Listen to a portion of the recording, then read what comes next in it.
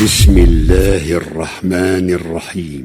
إن الحمد لله نحمده ونستعينه ونستغفره ونؤمن به ونتوكل عليه ونعوذ بالله من شرور أنفسنا ومن سيئات أعمالنا من يهده الله فلا مضل له ومن يضلل فلا هادي له وأشهد أن لا إله إلا الله وحده لا شريك له وأشهد أن محمدًا عبده ورسوله أما بعد فإن خير الحديث كتاب الله وخير الهدي هدي محمد صلى الله عليه وسلم وشر الأمور محدثاتها وكل محدثة بدعة وكل بدعة ضلالة وكل ضلالة في النار.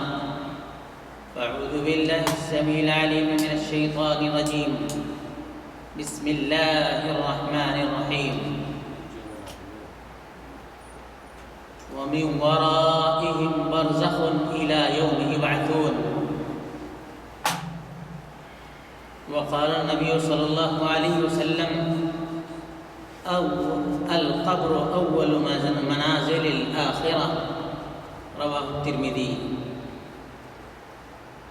ہر قسم کی تعریف، توصیف، کبریائی اور عظمت اللہ احکم الحاکمین رب العالمین جل شأنہ کے لیے ہے، جس نے ساری کائنات کو پیدا فرمایا اور مختلف مخلوقات سے اس کائنات کو آراستہ، پیراستہ اور مزین کیا.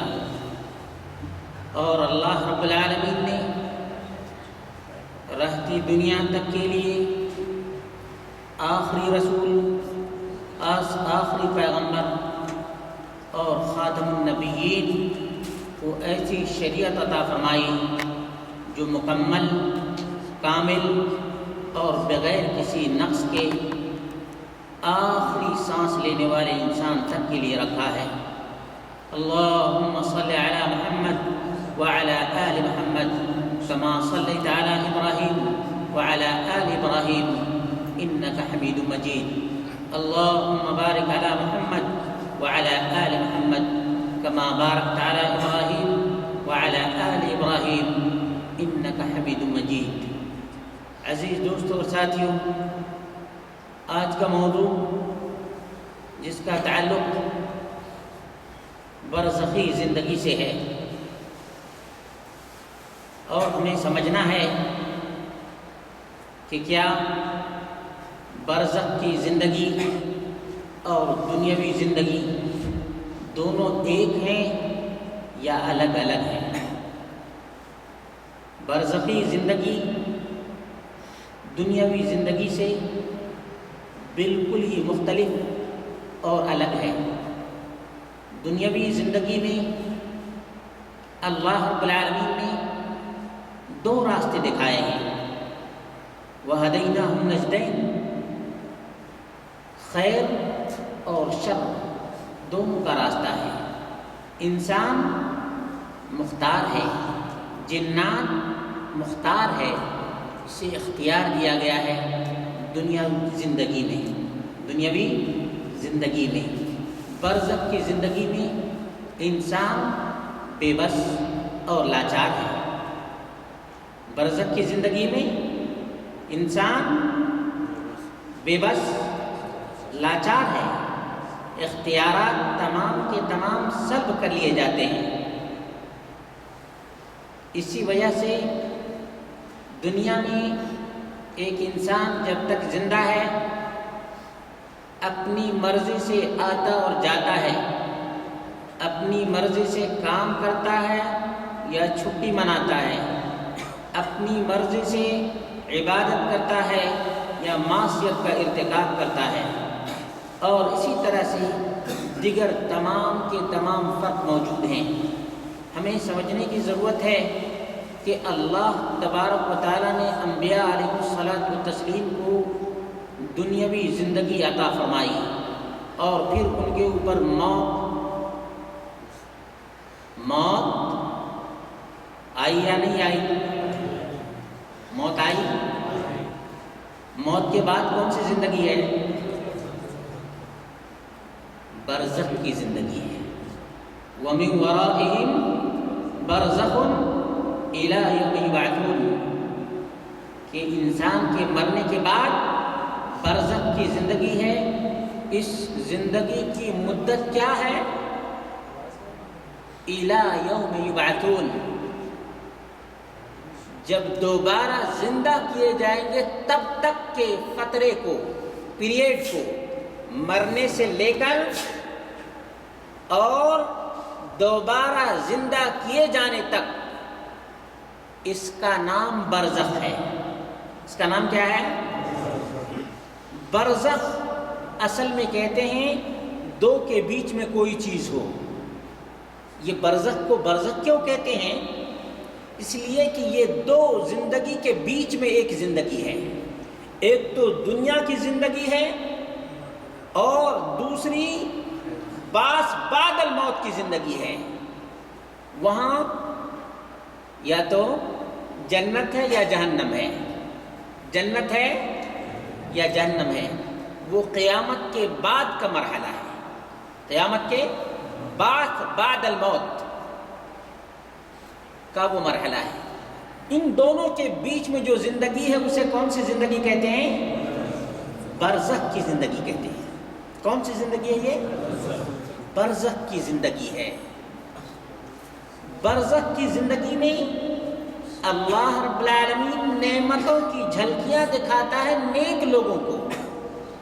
نیک لوگوں کو نعمتوں کی جھلکیاں، جنت کی ہوائیں آتی ہیں، جنت کا بستر آتا ہے، اور شہیدوں کو اللہ رب العالمین جنت میں پرندوں کی شکل عطا فرماتا ہے. اور دوزخی بدکار گناہگار اس کے لیے جہنم کی کھڑکی کھول دی جاتی ہے. ایک جھلکی ہے. کیا ہے یہ؟ جھلکیاں ہیں. یہ سب نعمتوں کی جھلکیاں ہیں اور عذاب کی بھی جھلکیاں ہیں. یہ پیریڈ، اس فترہ زمنیہ کو اللہ رب العالمین نے برزخ کہا ہے. کیا کہا ہے؟ برزخ. چاہے کوئی اعلیٰ ترین نبی ہو یا ادنا ترین گنہگار آدمی ہو، تمام کو اس مرحلے سے گزرنا ہے لا محالہ. تمام کو اس مرحلے سے گزرنا ہے. کیوں نہ ہو کہ ہر ایک کو موت آنی ہے. ہر ایک کو موت. کل نفس ذائقۃ الموت، ہر نفس کو موت کا مزہ چکھنا ہے. لیکن فرق ہے، موت آدم کے اوپر بھی آئی یا نہیں آئی؟ نوح پر بھی آئی، ابراہیم پر بھی آئی، موسیٰ علیہ الصلوۃ والتسلیم پر بھی آئی. لیکن عام آدمی کے اوپر موت آتی ہے تو اس کی الگ کیفیت ہوتی ہے. نبیوں کے اوپر جب موت آتی ہے تو اس کی کیفیت الگ ہوتی ہے. نبیوں پر جو موت آتی ہے پوچھ کر آتی ہے. عام آدمی کے پاس موت آتی ہے تو پوچھ کر نہیں آتی ہے. یہ بنیادی فرق یاد رکھیے گا. اب یہ میں آپ لوگوں سے پوچھنا چاہتا ہوں، یہ جو قبر کی زندگی ہے یہ دنیاوی زندگی ہے یا اخروی زندگی ہے؟ قبر کا تعلق کس سے ہے؟ دنیا سے ہے یا آخرت سے ہے؟ کس سے ہے؟ اللہ جزائے خیر دے. اپنی طرف سے نہیں بلکہ حضرت عثمان بن عفان رضی اللہ تبارک و تعالی عنہ سے مروی ہے، اور ان کے غلام ہانی کہتے ہیں کان عثمان اذا وقف على قبر بكى. عثمان بن عفان رضی اللہ عنہ جب بھی قبر کے پاس کھڑے ہوتے رونے لگتے. اب کتنا روتے؟ حتی یبل لحیته، یہاں تک کہ عثمان بن عفان رضی اللہ تعالی عنہ کی داڑھی تر ہو جایا کرتی تھی، آنسو سے تر ہو جایا کرتی تھی.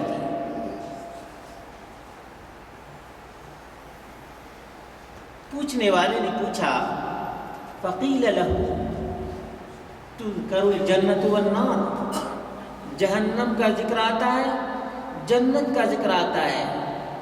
فلا تبکی، آپ کو رونا نہیں آتا، آپ روتے نہیں ہیں. وہ تب کی بنہانا، جب قبر کے پاس آتے تو زار و قطار ہونے لگتے، یعنی جہنم سے بھی بڑھ کر قبر کے عذاب سے آپ ڈرتے ہیں. سوال کرنے کا مقصد یہی تھا کہ کیا جہنم کے عذاب اور جہنم کی ہولناکی سے بھی بڑھ کر یہ قبر کا منظر ہے؟ پوچھنے والے اسی طرح سے پوچھتے ہیں. جن کو فکر آخرت کی ہوتی ہے نا، وہ اسی طرح سے پوچھتے ہیں کہ کیا سبب ہے، آخر رونے کا سبب کیا ہے. اور کبھی ایسا ہوتا ہے کہ ہنسی آتی ہے تو ہنسنے کا سبب کیا ہے. یہ کس بات پر دلیل ہے کہ اس کے اندر جاننے کا، سیکھنے کا شوق ہے، جاننے کا شوق ہے. اسی بنیاد پر وہ پوچھ رہا ہے. فقال، حضرت عثمان بن عفان رضی اللہ تبارک و تعالی عنہ نے جواب دیا اس آدمی کو جس نے پوچھا تھا کہ آپ جنت اور جہنم کے تذکرے کے وقت نہیں روتے، قبر کے پاس جب آتے ہیں تو رونے لگتے ہیں، سبب کیا ہے؟ عثمان بن عفان رضی اللہ عنہ نے جواب دیا ان رسول اللہ صلی اللہ علیہ وسلم قال ان القبر اول منازل الاخرہ، ان القبر اول منازل الاخرہ، قبر آخرت کی پہلی منزل ہے، آخرت کی پہلی منزل ہے. اس پہلے اگزام میں، اس پہلے ٹیسٹ میں فَإِن نَجَا مِنْهُ، اس ٹیسٹ میں، قبر کے ٹیسٹ میں کوئی آدمی کامیاب ہو گیا فَمَا بَعْدَهُ أَيْسَرُ، اس کے بعد کی منزل آسان ہو جاتی ہے. جہنم دور ہونے کے بالکل ہی قریب ہو جاتا ہے آدمی. جہنم سے زیادہ فکر مجھے پہلے ایگزام کا ہے، پہلے ٹیسٹ کا ہے. کس کی فکر مجھے؟ پہلے امتحان کی فکر ہے. اس لیے کہ مجھے معلوم ہے میرے آقا حبیب کبریا صلی اللہ علیہ وسلم نے مجھے بتایا کہ اگر کوئی آدمی پہلی منزل میں، پہلے ٹیسٹ میں، پہلے ایگزامینیشن میں اگر پاس ہو جائے گا تو آگے کی منزلیں بالکل اس کے لیے آسان ہو جائیں گی. فما بعده ایسر منه وان لم ينج منه، اگر قبر کے ٹیسٹ میں، منکر نکیر کے بارے میں آپ نے سن رکھا ہے، وہی ایگزامینیشن ہے، وہی ٹیسٹ ہے، وہی امتحان ہے، وہی آزمائش ہے. وَإِن لَّمْ يَنْجُ مِنْهُ، اگر قبر کے امتحان میں نجات نہیں پایا، کامیابی اس نے حاصل نہیں کی، فَمَا بَعْدَهُ أَشَدُّ مِنْهُ، اگر قبر کے امتحان میں کوئی آدمی کامیاب نہیں ہوا تو اس کے بعد کی جو منزلیں ہیں اس سے بھی زیادہ سخت ترین ہیں. اسی لیے میں قبر کو دیکھتا ہوں تو مجھے آگے کی منزلوں سے پہلے اسی کی فکر ہوتی ہے. اور رسول اللہ صلی اللہ علیہ وسلم نے فرمایا ما رأيت قط الا القبر افظع منه، میں نے جتنی بھی خطرناک چیزیں دیکھی ہیں، شدید تکلیف دہ چیزیں دیکھی ہیں، ان تمام تکلیف دہ چیزوں میں سب سے زیادہ تکلیف دہ چیز مجھے قبر نظر آتی ہے. سب سے زیادہ خطرناک قبر نظر آتی ہے. یہ سنن ترمذی کی روایت ہے. آج افسوس کا مقام یہ ہے کہ ہم نے دنیاوی زندگی کو اور برزخی زندگی کو برابر سمجھ لیا ہے، اور کچھ لوگوں نے تو برزخی زندگی کو پاورفل بنا دیا ہے، دنیاوی زندگی کو بالکل کم ترین بنا دیا ہے۔ یہاں سے تمام تر گمراہیاں پھیلتی ہیں۔ آج اللہ رب العالمین کے فضل و کرم سے بہت سے لوگ حقیقت کو جاننے لگے ہیں۔ یہ اللہ رب العالمین کا فضل و کرم ہے، اور موحدین کے لیے بڑی خوشخبری کی بات ہے، اہل توحید کے لیے بڑی خوشخبری کی بات ہے کہ اہل توحید اپنے تمام تر پروگرام کو لوگوں کے سامنے عیاں کرتے ہیں، بیان کرتے ہیں، دکھاتے ہیں، سناتے ہیں۔ اہل شرک اپنے پروگرام دکھانے سے شرماتے ہیں۔ یہ دنیا میں پہلی کامیابی ہے اہل توحید کے لیے۔ اس پر جتنا بھی شکر ادا کیا جائے کم ہے، اس لیے کہ آج دیکھ لیجئے جتنے بھی تواصل کے اور جتنے بھی ذرائع ابلاغ ہیں ان تمام پر اہل توحید کا غلبہ ہے۔ وہ اپنے پروگرام کو بالکل بباغ دہل علی الاعلان نشر کرتے ہیں، اس کو پوسٹ کرتے ہیں، ہچکچاتے نہیں۔ باطل کو دیکھ لیجئے، ان کے پروگراموں کو کون نشر کرتا ہے؟ اہل توحید نشر کرتا ہے۔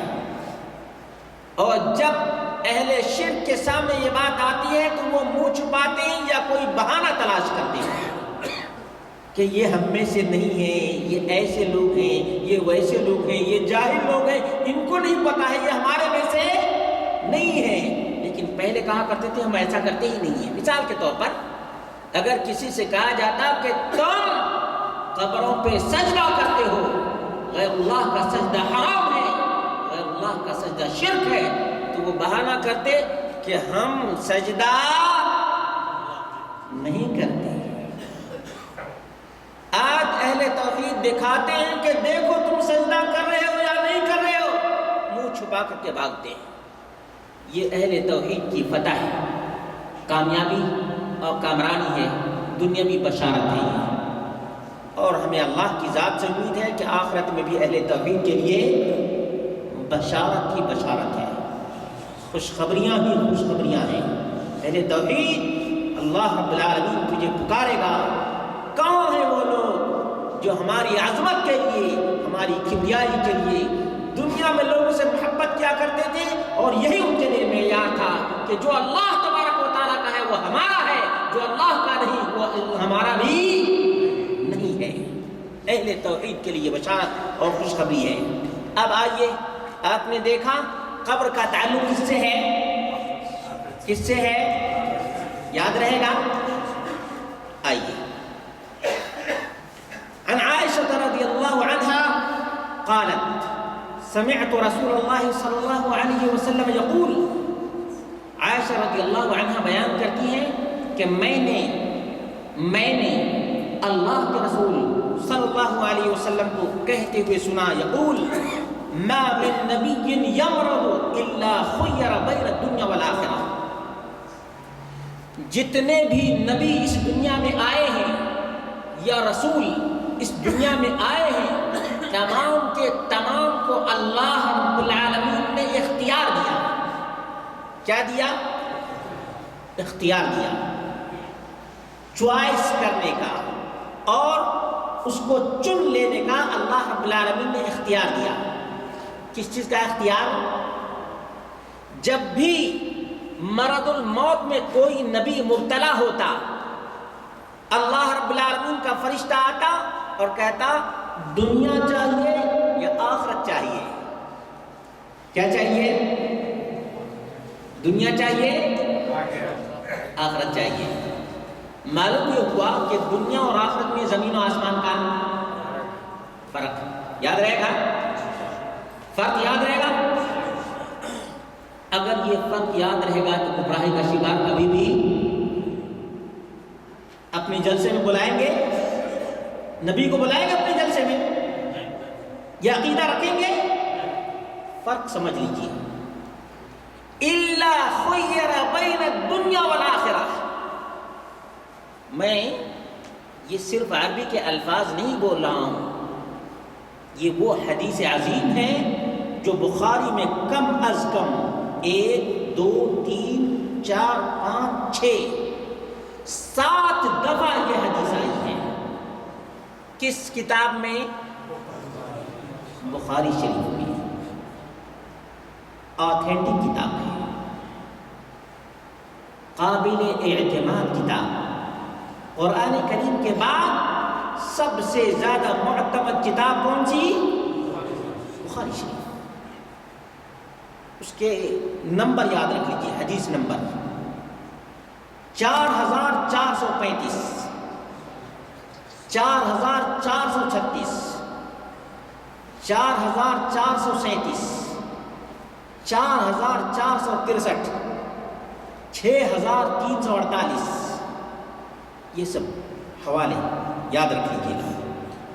ما من نبی یا مرض، کوئی نبی ایسا نہیں جو مرض الموت میں مبتلا ہوا ہو اور اللہ رب العالمین نے اسے اختیار نہ دیا ہو. کس چیز میں؟ بین الدنیا والآخرہ. دنیا اور آخرت میں سے کون سی چیز پسند ہے آپ کو؟ اور ظاہر سی بات ہے نبی سے زیادہ آخرت کے مقام کو کوئی اور جانتا ہے؟ جانتا ہے کوئی؟ نہیں جانتا. یہ حدیث یہیں پر رکھی ہے. ایک اور حدیث جو اسی سے متعلق ہے.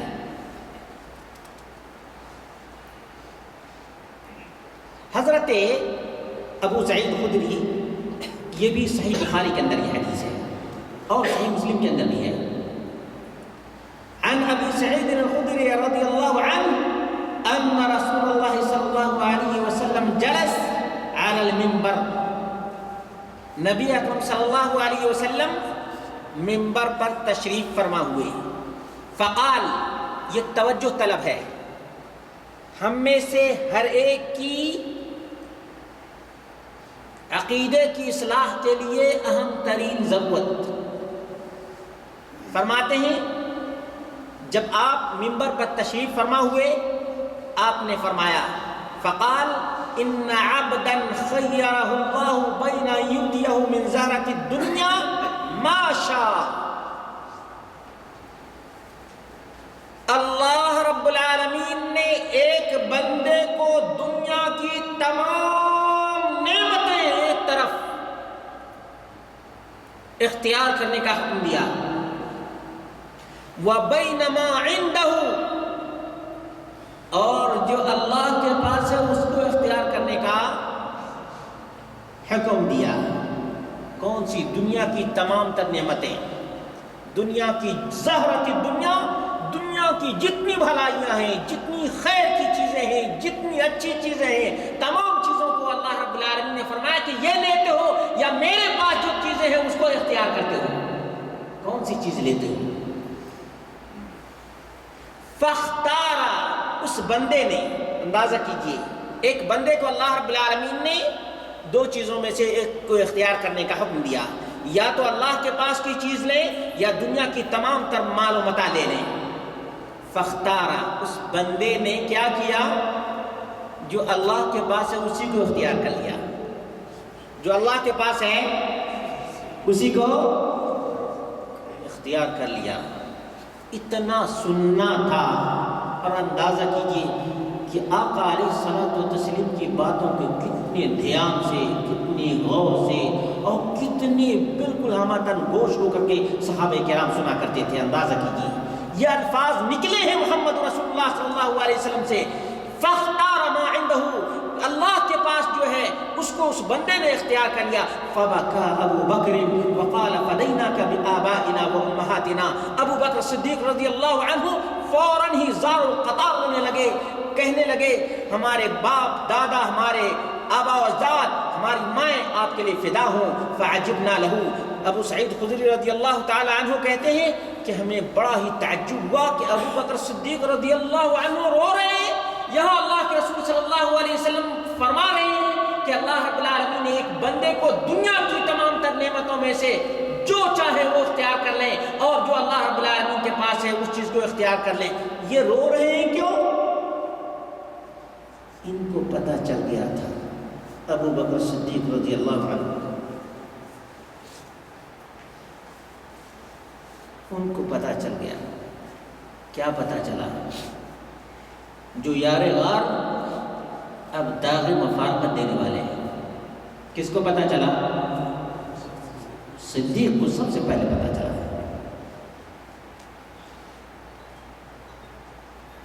اور آج جو حیاتی لوگ ہیں وہ اس چیز کو نہیں جانتے جس کو ابو بکر صدیق رضی اللہ عنہ جانتے تھے. سمجھ میں کچھ بات آ رہی ہے؟ ابو بکر صدیق کو پتہ چل گیا کہ یہ جو 60 سالہ رفاقت، 60 سالہ دوستی ہے، ختم ہونے کا وقت آ گیا ہے. 60 سال کا ساتھ اب داغ مفارقت دینے والا ہے. کس کو پتہ چلا؟ اچھا یہ بتاؤ، ہمارے یہاں لوگوں کے جلسے میں نبی کے لیے کرسی رکھی جاتی ہے، خالی چھوڑی جاتی ہے نا؟ یعنی ابو بکر صدیق کے پاس رسول نہیں آتے ہیں، ان کے پاس آتے ہیں. کن کا ایمان پختہ تھا؟ کون بڑا سچا محب تھا رسول اللہ صلی اللہ علیہ وسلم کو؟ بتاؤ. ابو بکر صدیق سے بھی بڑا کوئی محب اور چاہنے والا ہو سکتا ہے؟ وہ تو جدائی کے غم سے رونے لگے اور یہ عشق مصطفیٰ میں ہنستے ہیں. کس کو سمجھدار کہیں؟ حضرت ابو بکر صدیق رضی اللہ تعالی عنہ فبكى ابو بکر وقال فديناك بآبائنا وامهاتنا فعجبنا له وقال الناس انظروا الى هذا الشيخ. اس بوڑھے آدمی کو دیکھو. يخبر رسول الله صلى الله عليه وسلم عن عبد خيره الله بين أن يؤتيه من زهرة الدنيا وبين ما عنده وهو يقول فديناك بآبائنا وأمهاتنا. فكان رسول الله صلى الله عليه وسلم هو المخير. لوگ کہنے لگے اس بوڑھے کو دیکھو. ہو سکتا ہے کہنے والا کہ دیکھو یہ سٹھیا گیا ہے، کہہ سکتا ہے کہ نہیں؟ نتیجہ جب سامنے آتا ہے تب پتہ چلتا ہے کہ کون زیادہ سمجھدار ہے. ہمیں تعجب ہوا. لوگوں نے کہا دیکھو اس بوڑھے کو.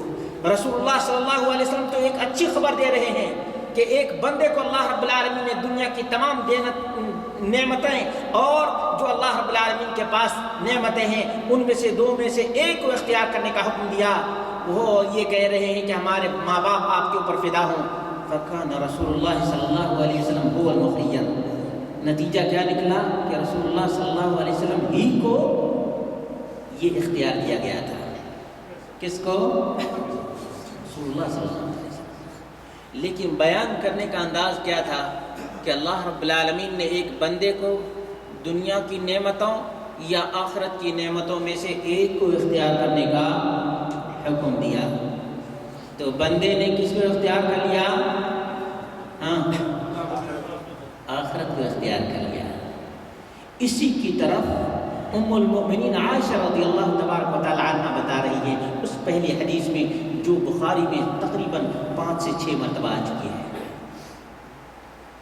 جب بھی کوئی نبی مرض الموت میں مبتلا ہوتا تو اللہ رب العالمین کا یہی حکم ہوتا کہ دنیا کی تمام تر معلومات چاہیے یا آخرت کی معلومات چاہیے جو اللہ کے پاس ہے.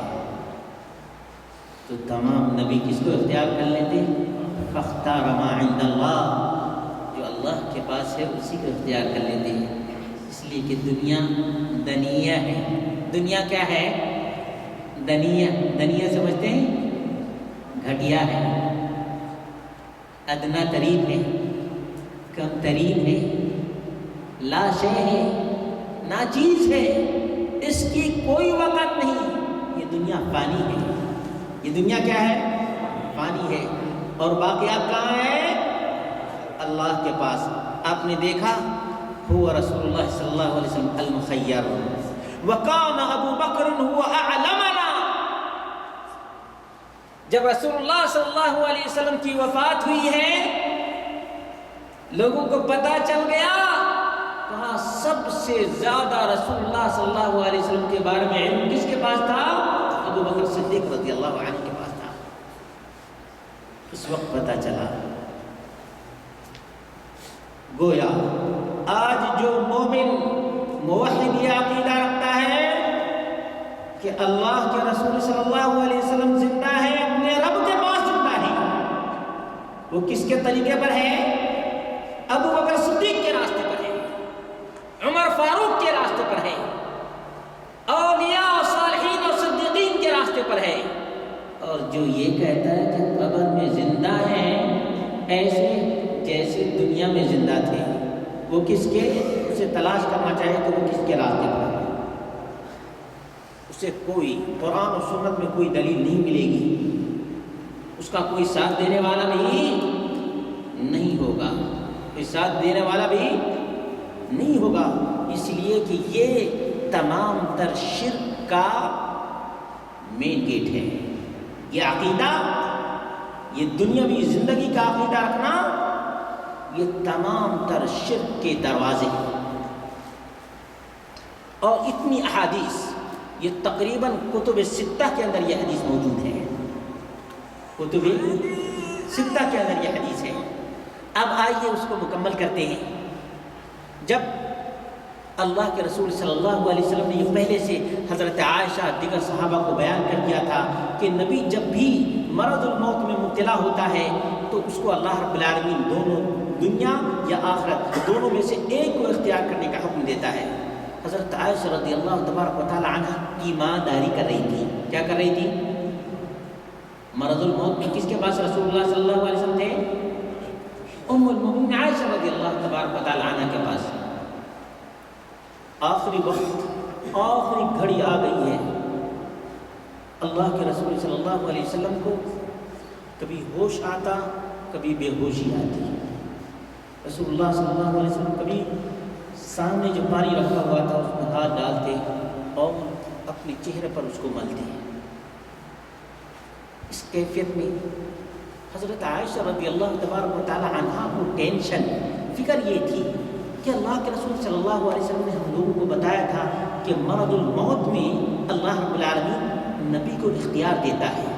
اللہ کے رسول صلی اللہ علیہ وسلم تو اب تک کوئی ایسی چیز بتائے بھی نہیں، یہ کیا بات ہے؟ کیا رسول، تمام نبیوں کو اللہ رب العالمین نے یہ سلیکٹ کرنے کا، اختیار کرنے کا موقع دیا، کیا اللہ کے رسول صلی اللہ علیہ وسلم کو ایسا موقع نہیں دیا؟ یہ فکر اور یہ ٹینشن ان کو تھی۔ اور اسی ٹینشن میں جب اللہ کے رسول صلی اللہ علیہ وسلم نے یہ کہا مع الذین انعم اللہ علیہم من النبیین والصدیقین والشہداء والصالحین، اللہ کے رسول صلی اللہ علیہ وسلم نے جب یہ کہا کہ ان لوگوں کے ساتھ جن پر اللہ رب العالمین نے انعام کیا ہے وہ نبیین ہیں، صدیقین ہیں، شہداء ہیں، صالحین، فعلمت انہ خیر، اس وقت مجھے پتا چلا کہ اللہ کے رسول صلی اللہ علیہ وسلم کو اختیار دیا گیا ہے۔ اس وقت پتا چلا۔ جب ہوتا ہے نا، ایک تو یہ ہے کہ فرشتے کی بات عام لوگ نہیں سن سکتے، جب اللہ کے رسول صلی اللہ علیہ وسلم نے کہا کہ ہم کو ان لوگوں کے ساتھ رہنا ہے جن کے اوپر اللہ کا انعام ہوا، وہ نبیین، صدیقین، شہداء اور صالحین ہیں، اس وقت جب یہ لفظ حضرت عائشہ رضی اللہ تعالی عنہ نے سنا تب کہا فعلمت انہ خیر، اس وقت مجھے پتا چلا کہ اب اسی وقت اللہ کے رسول صلی اللہ علیہ وسلم کو اختیار دیا گیا ہے۔ اسی وقت ان کو پتا چلا۔ آپ اندازہ کیجئے ان کا بھی کیا عقیدہ ہو گیا؟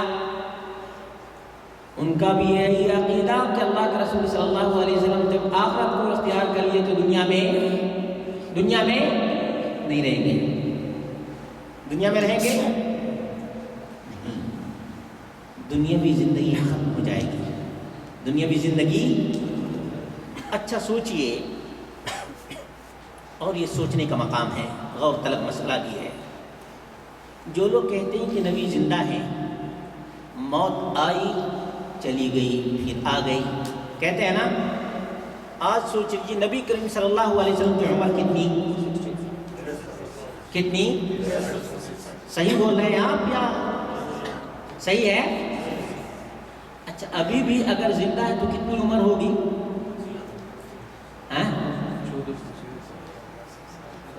1400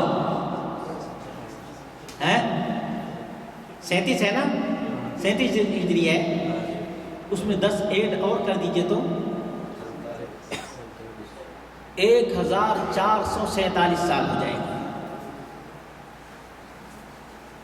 آپ کو یاد رہے گا نا. کسی سے بھی جو آدمی آپ کو یہ کہے کہ نبی اکرم صلی اللہ علیہ وسلم زندہ ہیں، دنیاوی زندگی جیسی زندگی ہے آپ کی، تو اسی لیے بہت سے لوگ کہتے ہیں کہ نبی اکرم صلی اللہ علیہ وسلم روٹی بھی دیتے ہیں. روٹی بھی کچھ لوگ ہنس رہے ہیں، اور روٹی آدھی کھاتے ہیں وہ صاحب اور آدھی بچا کر رکھتے ہیں. کچھ لوگوں کو پتا ہے نا، نبی بھی روٹی دیتے ہیں. اب حضرت عائشہ رضی اللہ تبارک و تعالی عنہا کا عقیدہ تو یہ تھا کہ نبی اکرم صلی اللہ علیہ وسلم یا تو دنیا میں یا تو آخرت میں، اور ایسا ہو نہیں سکتا کہ اللہ رب العالمین دونوں دے دے. ایسا تو پھر یہ تماشا بن جائے گا کہ اللہ رب العالمین کہتا ہے دونوں میں سے ایک لے لو، دونوں میں سے ایک لے لو. نبی ایک لیتا ہے، دونوں بولو، دونوں نہیں لیتا. کسی نبی نے نہیں لیا تو آخر النبیین کیسے لیں گے؟ ہے نا. یعنی جو آدمی یہ عقیدہ رکھتا ہے کہ نبی دنیاوی زندگی کی طرح سے زندہ ہیں تو وہ تو گئے کام سے، وہ تو گئے. وہ نبی کی عمر بھی نہیں بتا سکتے ہیں. جتنی ہی سال گزرتے جائیں گے اتنی ہی نبی کی عمر بھی. یہ جو تمام تر جو سیرت کی کتابیں ہیں، نبی صلی اللہ علیہ وسلم کی عمر کتنی تھی؟ 63 سال. غلط ثابت ہوگی یا نہیں؟ کہا کہ یا تو یہ کہو کہ نبی صلی اللہ علیہ وسلم وفات پا چکے، اس دنیا سے جا چکے، یا یہ کہو کہ نبی صلی اللہ علیہ وسلم زندہ ہیں. اگر زندہ مانو گے تو نبی صلی اللہ علیہ وسلم کی صحیح عمر بتاؤ، صحیح عمر بتاؤ. اور وفات پا چکے ہیں تو کوئی اختلاف. کتنی عمر؟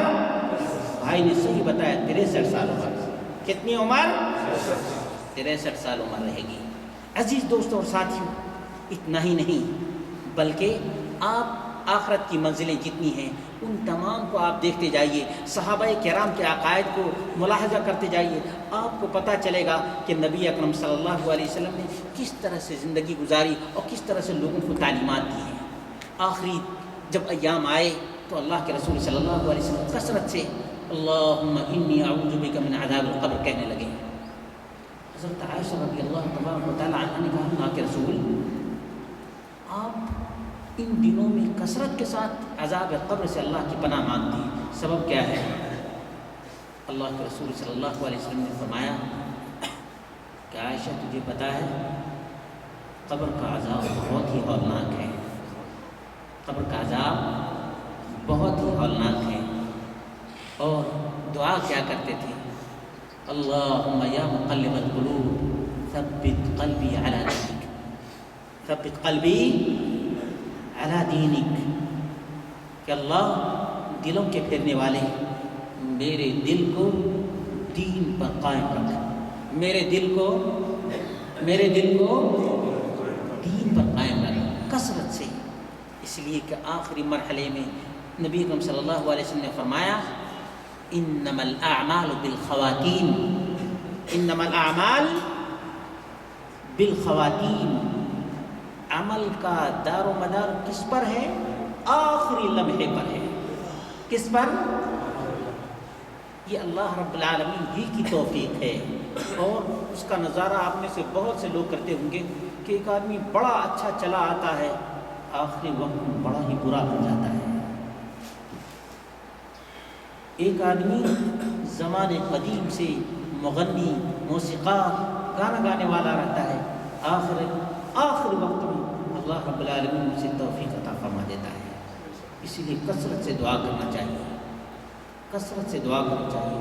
اللہ ہمیں اپنی دین پر قائم رکھ، اللہ ہمارے دل کو اپنے دین پر ثابت رکھ. یہ دعا کثرت سے کرنی چاہیے تھی. یہی اللہ کے رسول صلی اللہ علیہ وسلم کی علامات جو ظاہر ہوتی تھی. اللہ کے رسول صلی اللہ علیہ وسلم جو کہا کرتے تھے اس کو لوگ ایک ایک چیز کو لوگ ریمارک کیا کرتے تھے کہ آخر ان چیزوں کو پہلے اتنی کثرت سے نہیں کیا کرتے تھے، آج کیوں کر رہے ہیں، آج کیوں کر رہے ہیں. اللہ کے رسول صلی اللہ علیہ وسلم پہ اسی طرح سے دیکھا کہ قرآن ہر سال ایک ختم کرتے ہیں، لیکن ایک وقت آیا کہ نبی صلی اللہ علیہ وسلم نے 2 مرتبہ قرآن کو ختم کیا. رمضان میں، رمضان آنے والا ہے، وہ کیا تھا؟ الوداع. رمضان کو الوداع کہنا تھا. کس کو؟ رمضان کو الوداع کہنا تھا. اسی لیے نبی اکرم صلی اللہ علیہ وسلم نے 2 مرتبہ ریپیٹ کیا. جب دنیا سے جانا تھا تو تمام لوگوں کو دیکھنا بھی تھا. دیکھنے کا کون سا موقع تھا؟ کون سا موقع؟ حجۃ الوداع. اس سے بڑا موقع کوئی ہو سکتا تھا؟ اس سے بڑا کوئی اور موقع نہیں ہو سکتا تھا. اسی لیے اس کی تعداد کتنی بتائی جاتی ہے حجۃ الوداع کی؟ تقریباً 1,24,000. 1,24,000. اور اللہ کے رسول صلی اللہ علیہ وسلم نے اس وقت کیا کیا؟ کہا کہ اللہ رب العالمین تم تمام لوگوں سے پوچھے گا. کس کے بارے میں پوچھے گا؟ کس کے بارے میں؟ اس امین کے بارے میں جس پر قرآن کریم نازل ہوا ہے، اس کے بارے میں اللہ رب العالمین لوگوں سے پوچھے گا. کیا تم لوگ اللہ رب العالمین کے پاس گواہی دو گے؟ صحابہ کرام نے کہا اللہ کے رسول ہم ضرور گواہی دیں گے. اللہ کے رسول صلی اللہ علیہ وسلم نے اوپر انگلی اٹھائی، کہا اللہم اشہد، اللہم اشہد. اللہ کے رسول صلی اللہ علیہ وسلم اوپر اٹھاتے اور پھر نیچے کرتے. 3 مرتبہ اللہ کے رسول صلی اللہ علیہ وسلم نے کہا اللہ تو گواہ رہا، اللہ تو گواہ رہا. اسی طرح سے اللہ کے رسول صلی اللہ علیہ وسلم آخری لمحے میں قبرستان کے قریب گئے ہیں. قبرستان کے قریب قبروں کی زیارت کرنے کے لیے، اور ایسا لگا جیسے زندوں کو آپ صلی اللہ علیہ وسلم نے الوداع کہا، اسی طرح سے مردوں کو بھی الوداع کہا. ان کے لیے بھی دعائیں کی، ان کے لیے بھی دعائیں کی.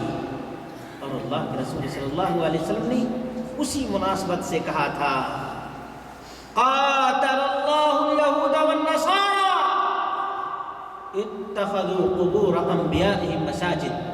رواہ بخاری و مسلم. اللہ رب العالمین یہود و نصارہ کو غارت کرے، ان کو اللہ رب العالمین ہلاک و برباد کر دے. انہوں نے نبیوں کی قبروں کو سجدہ گاہ بنا لیا.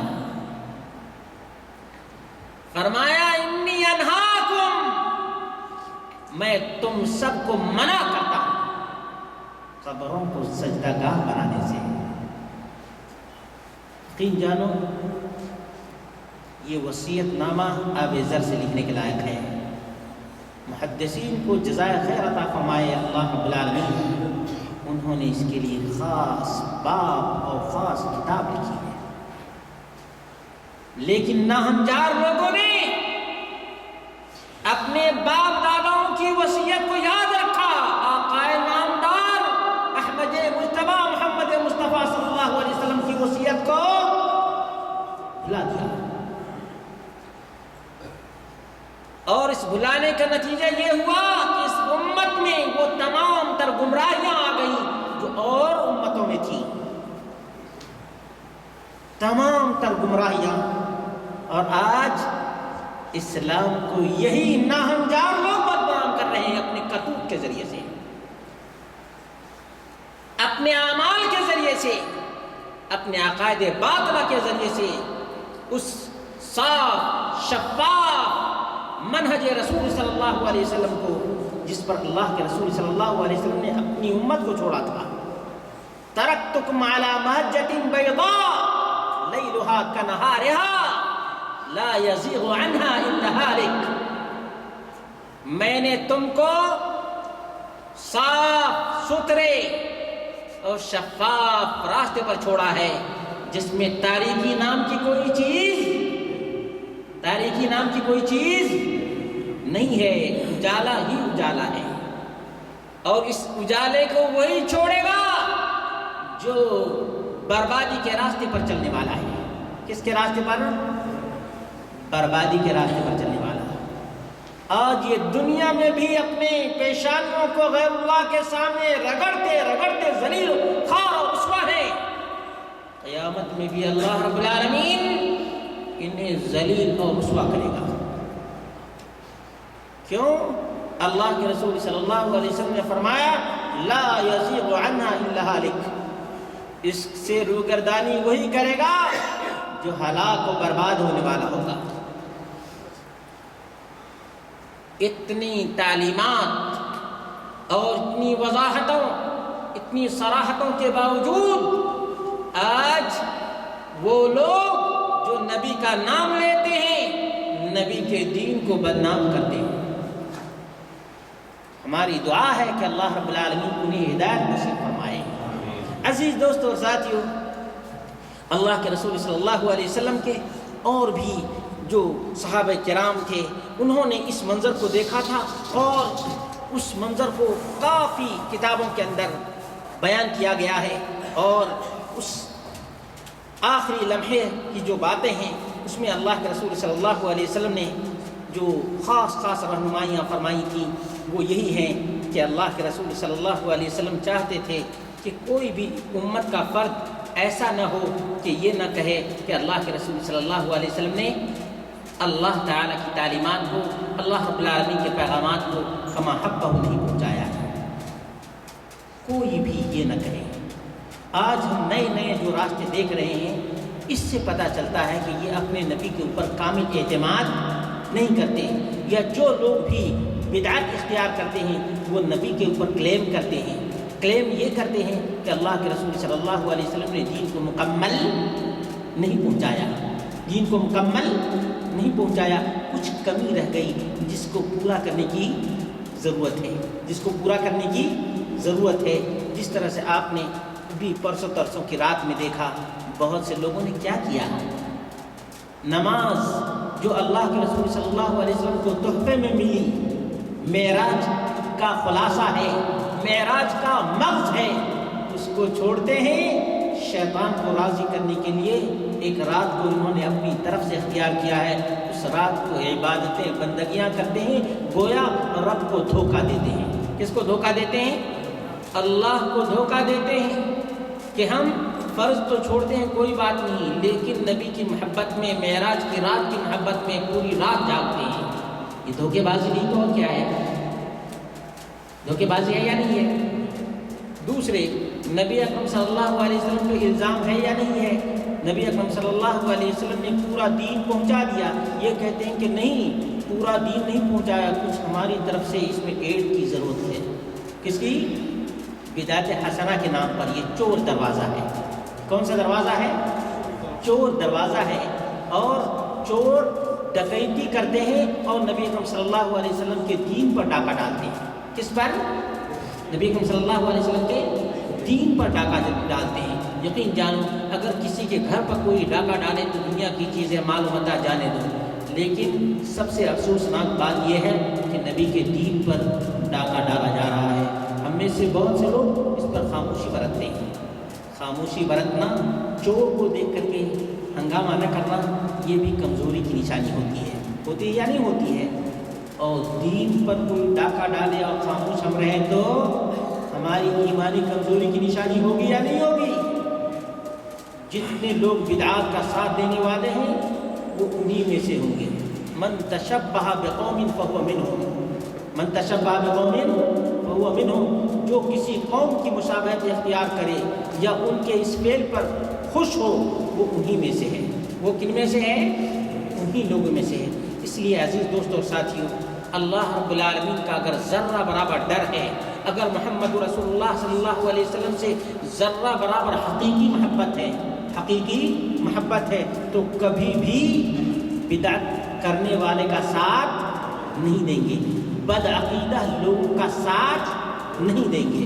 یہ جو مسئلہ ہے خاص طور سے کہ نبی کے بارے میں یہ عقیدہ رکھنا کہ دنیاوی زندگی نبی اکرم صلی اللہ علیہ وسلم جی رہے ہیں، اور اس کے بارے میں اگر تھوڑا سا وقت رہتا تو میں آپ کو بتاتا کہ کیسا عقیدہ ہے۔ لا حول ولا قوت الا باللہ، یعنی جو گیا گزرا بھی مومن ہوگا وہ بھی اس بات کو قبول کرنے کے لیے تیار نہیں ہوگا، لیکن ہمارے یہاں جو بریلوی فرقہ ہے اس کا ہر فرد یہی عقیدہ رکھتا ہے کہ نبی اکرم صلی اللہ علیہ وسلم قبر میں زندہ ہیں اور باقاعدہ ازواج مطہرات پیش کی جاتی ہیں۔ کسی غیرت مند بیٹے کو یہ عقیدہ گوارا ہوگا تو کسی مومن کو کیسے یہ عقیدہ گوارا ہو سکتا ہے؟ حوالہ میرے ذمہ ہے، حوالہ اس کا میرے ذمہ ہے، اور اگر کوئی دیکھنا چاہے تو ملفوظات اعلیٰ حضرت، یہ کالا حضرت کو اعلیٰ حضرت کہتے ہیں، اس کی کتاب اٹھا کر کے دیکھ لیں۔ اندازہ کرو میرے بھائیوں کہ کتنا بڑا گھناؤنا عقیدہ ہے یہ۔ کوئی اپنے باپ کے بارے میں ایسا عقیدہ نہیں رکھے گا۔ اللہ بتاؤ کہ نبی تو ہمارے ماں باپ سب قربان رسول اللہ صلی اللہ علیہ وسلم کے لیے، ان کے بارے میں ایسا لفظ بھی نکالنا یہ کفر میں سمجھتا ہوں، یہ کفر ہے، کفر، بے حیائی کی بدترین علامت ہے یہ کہ نبی کے لیے ایسا لفظ کوئی استعمال کرے۔ اس سے بڑی گستاخی کوئی ہو ہی نہیں سکتی ہے۔ جب اللہ کے رسول صلی اللہ علیہ وسلم نے آخرت کو پسند کر لیا، دنیا میں کیسے آئیں گے؟ دنیاوی چیزوں سے کیا رشتہ رہ جائے گا؟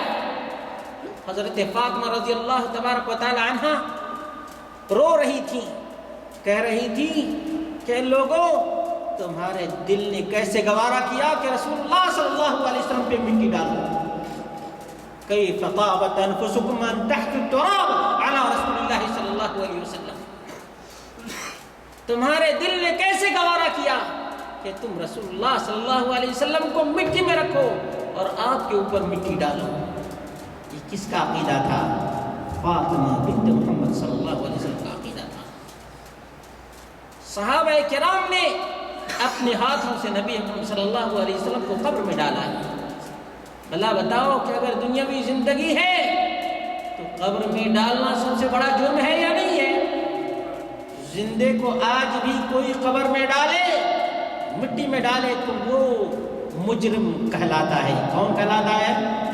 مجرم۔ صحابہ کرام کے بارے میں تو ہم یہ ایسا لفظ بھی اپنی زبان سے نہیں نکال سکتے ہیں کہ انہوں نے نبی اکرم صلی اللہ علیہ وسلم کو زندہ ہی میں مٹی میں ڈال دیا۔ اللہ رب العالمین سے دعا کریں، اللہ رب العالمین ہم سب کو اپنے عقیدے کی اصلاح کرنے کی توفیق عطا فرمائے، اور اللہ رب العالمین ہم سب کو اس سنت پر عمل کرنے کی توفیق عطا فرمائے جو رسول اللہ صلی اللہ علیہ وسلم نے چھوڑی تھی، اور صحابہ کرام نے اس پر کیسے عمل کیا تھا۔ جو لوگ یہ بات کہتے ہیں مجھے بڑی حیرانی ہوتی ہے، صحابہ کرام میں سے کچھ لوگ تو ایسے تھے جو کوئی مسئلہ نہیں پوچھ سکے تھے نبی اکرم صلی اللہ علیہ وسلم سے۔ جب وفات کی خبر ہوئی تو وہ افسوس کرنے لگے کہ مجھے ایک مسئلہ پوچھنا تھا اور میں رسول اللہ صلی اللہ علیہ وسلم سے نہیں پوچھ سکا۔ کسی صحابی کو اگر وہ بات معلوم تھی تو کہتے کہ سنو، میں نے اللہ کے رسول صلی اللہ علیہ وسلم سے اس موقع پر یہ بات سنی ہے۔ اگر نبی زندہ ہوتے تو وہ صحابہ وفات کے بعد نہیں نبی سے پوچھ سکتے تھے یا نہیں؟ آؤ ایک حدیث سنا دیتا ہوں۔ لما قبض النبی صلی اللہ علیہ وسلم جعلت ام ایمن تبکی، جب نبی اکرم صلی اللہ علیہ وسلم کی وفات ہو گئی تو ام ایمن جن کی زیارت کرنے کے لیے محمد رسول اللہ صلی اللہ علیہ وسلم جایا کرتے تھے وہ بہت زار و قطع رونے لگی. فقیل لہا ان سے کہا گیا لم تبکین یا ام ایمن، ام ایمن تم کیوں روتی ہو؟ قالت ابکی علی خبر السماء، میں اس لیے رو رہی ہوں کہ جب تک محمد رسول اللہ صلی اللہ علیہ وسلم تھے آسمان سے وحی آیا کرتی تھی. کیا آیا کرتی تھی؟ انقطع عنا، رونا اس بات کا ہے کہ آسمان سے اب خبریں نہیں آئیں گی.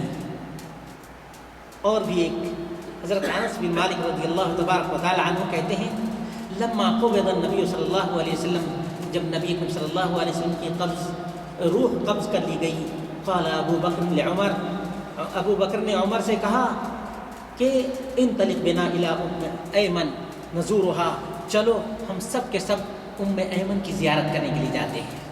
کیوں؟ سنت کو ادا کرنے کے لیے. نبی اکرم صلی اللہ علیہ وسلم کس کی زیارت کرنے کے لیے جایا کرتے تھے؟ ام ایمن کی. وفات رسول کے بعد ابو بکر نے عمر سے کیا کہا؟ چلو ہم بھی اس سنت پر عمل کرتے ہیں اور ام ایمن کی زیارت کرتے ہیں. فانطلقنا الیہا، یہ دونوں کے دونوں گئے. فجعلت تبکی، ام ایمن رونے لگی، ام ایمن رونے لگی. فقالا لہا، دونوں نے کہا لمت یا ام ایمن انما عند اللہ خیر لرسول اللہ صلی اللہ علیہ وسلم، ام ایمن تم کو پتا ہے اللہ نے جو رسول اللہ کے لیے اپنے پاس رکھا ہے وہ رسول اللہ کے لیے بہتر ہے. انما عند اللہ خیر لرسول اللہ، الفاظ ذرا غور کیجیے گا. انما عند اللہ خیر لرسول اللہ، جو اللہ کے پاس ہے وہ رسول اللہ کے لیے خیر ہے، بہتر ہے. فقالت قد علم، ام ایمن کا عقیدہ دیکھو، کہا مجھے معلوم ہے، قد علمت انما عند اللہ خیر لرسول اللہ، مجھے معلوم ہے کہ جو اللہ کے پاس ہے رسول اللہ کے لیے افضل بہتر ہے. ولکننی ابکی علی خبر السماء، میں اس لیے روتی ہوں کہ آسمان سے خبریں آنا بند ہو گئی ہیں. انقطع عنا فہیجتہما علی البکاء، اتنا روئی ہے وہ کہ یہ دونوں کے دونوں ابو بکر اور عمر رونے لگے ہیں.